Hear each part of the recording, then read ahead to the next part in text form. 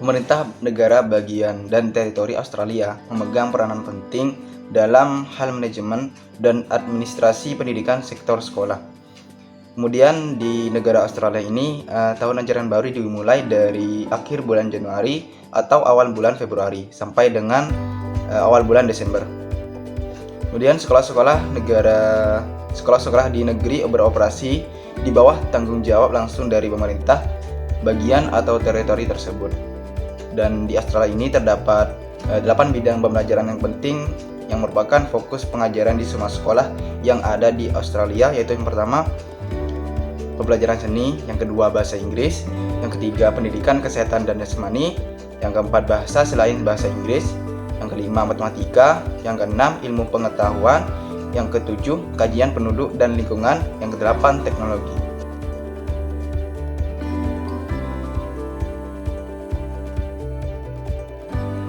Baik, di sini selanjutnya saya akan menjelaskan jenjang pendidikan sekolah dasar atau primary school di Australia.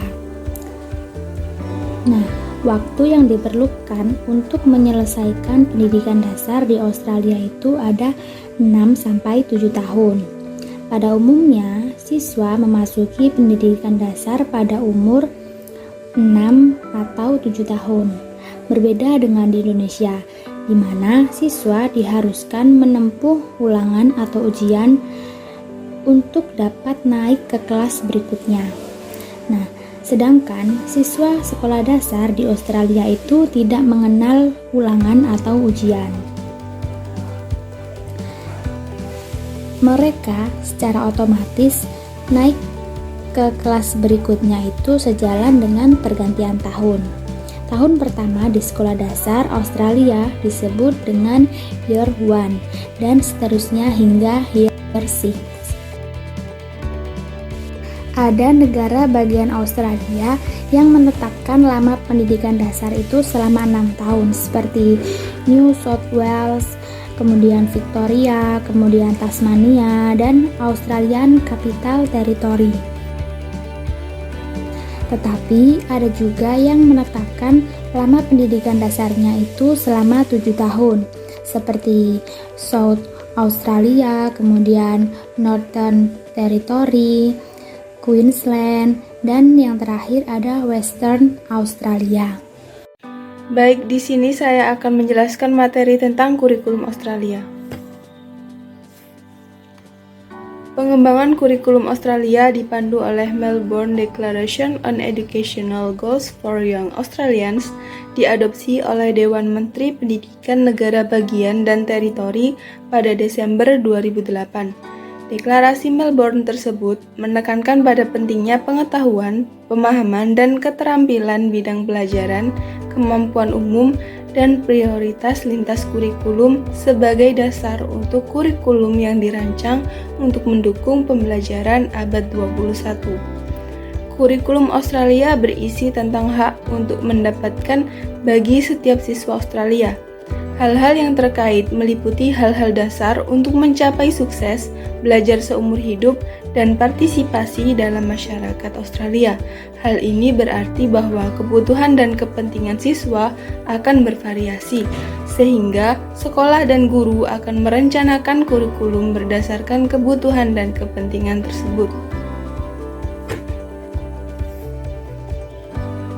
Kurikulum Australia juga mengakui perubahan cara di mana siswa akan belajar dan ada berbagai tantangan-tantangan yang akan terus membentuk pembelajaran mereka di masa yang akan datang.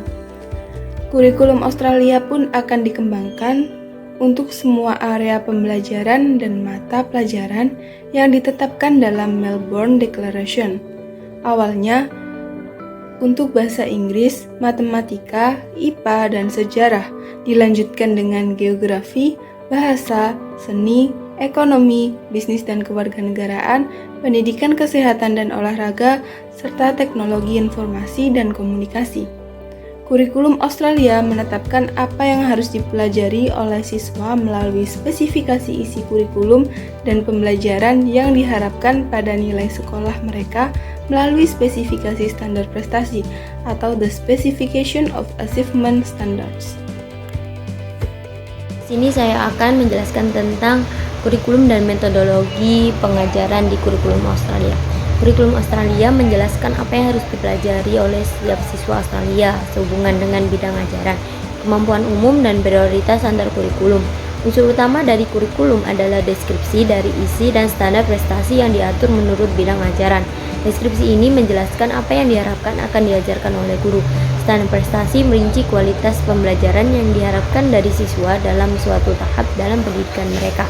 Kurikulum Australia memberikan contoh-contoh yang menggambarkan setiap deskripsi isi yang disebut uraian. Contoh pekerjaan siswa itu merupakan menggambarkan standar prestasi. Masalah kurikulum yang krusial dalam sistem pendidikan Australia terletak terutama pada isi kurikulum, yaitu menentukan isi kurikulum yang cocok untuk masyarakat. Hal ini timbul disebabkan oleh perubahan yang terjadi dalam masyarakat Australia dan komposisi penduduk. Lebih sulit memperoleh kesepakatan tentang isi kurikulum saat ini dibandingkan dengan masa sebelumnya, karena masyarakat Australia yang semakin pluralistik dan sekaligus multikultural.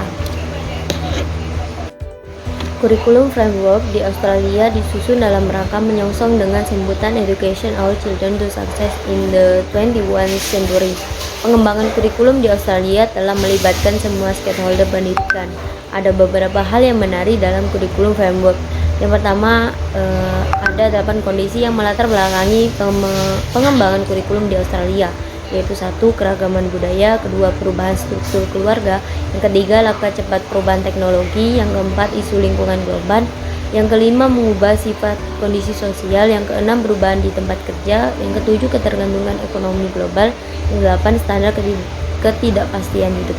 Kedua, ada 5 karakteristik nilai value yang akan dibangun melalui kurikulum tersebut, yaitu 1. Mengejar pengetahuan dan komitmen untuk pencapaian potensi, yang kedua penerimaan diri dengan rasa hormat diri, yang ketiga menghormati dan kepedulian terhadap orang lain dan hak-hak mereka, yang keempat sosial dan tanggung jawab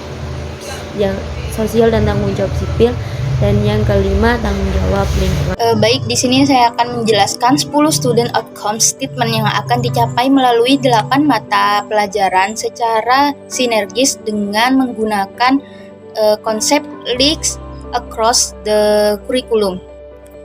Yang pertama yaitu siswa menggunakan bahasa untuk memahami, mengembangkan, dan mengkomunikasikan gagasan, informasi, dan berinteraksi dengan orang lain.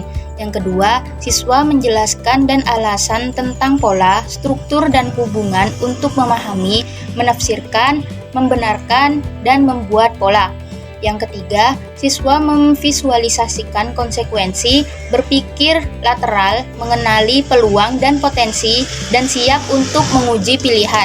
Yang keempat, siswa memahami dan menghargai world fisik, biologi, dan teknologi, dan memiliki pengetahuan dan keterampilan dan nilai-nilai untuk membuat keputusan dalam kaitannya dengan itu.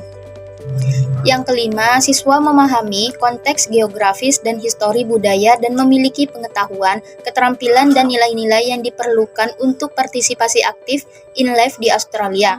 Yang keenam, siswa berinteraksi dengan orang lain dan budaya lain selain mereka sendiri dan dilengkapi untuk berkontribusi pada komunitas global. Yang ketujuh, siswa berpartisipasi pada kegiatan kreatif mereka sendiri dan memahami serta terlibat dengan seni, budaya, dan intelektual karya orang lain. Yang kedelapan, nilai siswa dan menerapkan praktis yang mendorong pertumbuhan pribadi dan kesejahteraan. Yang kesembilan, siswa memotivasi diri dan percaya diri dalam pendekatan mereka untuk belajar dan mampu bekerja secara individu dan bersama-sama. Dan yang kesepuluh, siswa mengakui bahwa everyone memiliki hak untuk fal jatuh dan aman, dan dalam hal ini mereka hak dan kewajiban mereka dan berperilaku bertanggung jawab. Pengembangan kurikulum Australia melambangkan komitmen semua negara bagian dari teritori Australia untuk bekerja sama mengembangkan kurikulum kelas dunia bagi semua pemuda-pemudi Australia. Baik, di sini saya akan menjelaskan mengenai standar kurikulum di Australia. Yang pertama yaitu ada standar visi, yang dimana suatu kecenderungan pada semua sistem sekolah negeri di Australia pada awal 1970-an, yaitu pendelegasian tanggung jawab kepada kurikulum di sekolah-sekolah. Pada beberapa negara bagian, pedoman kurikulum juga dibuat secara terpusat, tetapi sekolah-sekolah dapat mengadaptasikannya untuk memenuhi tuntutan dan kebutuhan lokal. Yang kedua yaitu ada standar pendidik dan tenaga kependidikan, yang dimana hampir semua guru prasekolah dan pendidikan dasar serta kebanyakan guru-guru sekolah menengah itu nantinya akan dididik pada CAE, yang dimana College of Advanced Education. Guru di Australia dibekali ilmu dan materi.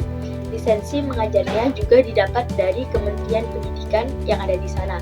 Guru-guru yang ada dari guru kindergarten atau TK sampai guru senior high school atau SMA yang memiliki kemauan tinggi untuk selalu mengembangkan diri. Selanjutnya di sini saya akan memaparkan mengenai standar model pembelajaran di Australia. Model pembelajaran di Australia menerapkan sistem pembelajaran inovatif, di mana pembelajaran adalah siswa dan guru hanya berperan sebagai fasilitator. Dalam pembelajarannya, guru menggunakan metode hermeneutika, yaitu metode menerjemahkan dan diterjemahkan atau mengerti dan dimengerti. Guru menerjemahkan siswa, sedangkan siswa memahami. Inisiatif, kemandirian, daya, dan upaya dari guru dan siswa merupakan faktor penting yang harus ada dalam pembelajaran. Kemudian selanjutnya, terdapat standar penilaian pembelajaran di Australia. Masalah yang terdapat dalam sistem ujian dan kenaikan kelas antara lain adalah mendapatkan keseimbangan antara ujian internal sekolah dan kesulitan belajar mengajar yang mungkin muncul dalam kenaikan kelas otomatis berdasarkan usia. Sistem lain yang digunakan oleh sekolah-sekolah di Australia untuk mengevaluasi sekolah adalah dengan cara membandingkan data dari Ujian Nasional Assessment Program Literasi and Numerasi atau biasa disebut dengan NAPLAN yang dilakukan oleh seluruh sekolah di Australia setiap tahunnya.